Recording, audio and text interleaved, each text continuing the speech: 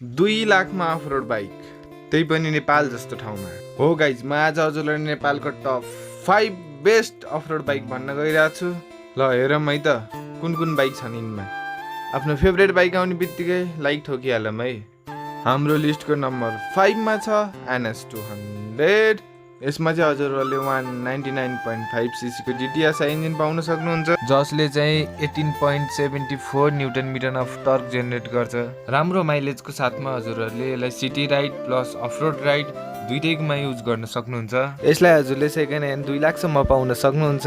हाम्रो लिस्टको 4th bike छ Pulsar 220। यो एउटा लेजेन्डरी बाइक हो। 220cc को बल्की इन्जनको साथमा म्याक्सिमम टर्क चाहिँ 19.12 जेनेरेट गर्छ गाइज। चाहे बाटै नपुगेको ठाउँ होस् गाइज, त्यहाँ 220 चाहिँ पुगेको हुन्छ है। डेली युजको लागि पनि बेस्ट। पुरै स्पोर्टी लुक चाहिन्छ भने 220 चाहिँ हजुरहरूले भुल्न हुन्न गाइज। यो पनि हजुरलाई अन्डर 2 लाख आउँछ गाइज।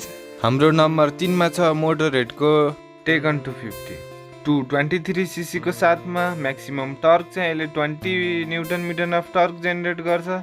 14 लिटरको चाहिँ यसको फ्युल क्यापेसिटी छ। यसले चाहिँ 35 को माइलेज दिन्छ अनि यो पनि अन्डर 2 लाखमा आउँछ है गाइज।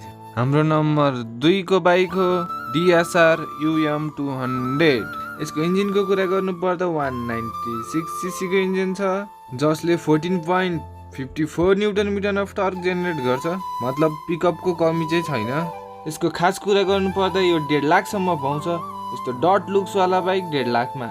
गाई नम्बर 1 मा छ हिरो X Plus 4V। यसमा चाहिँ हजुरहरूले 199.6cc को ओइल कुल इन्जिन पाउन सक्नुहुन्छ, जसले आरामै 17.35 न्युटन मिटर अफ टर्कको जेनेरेट गर्छ।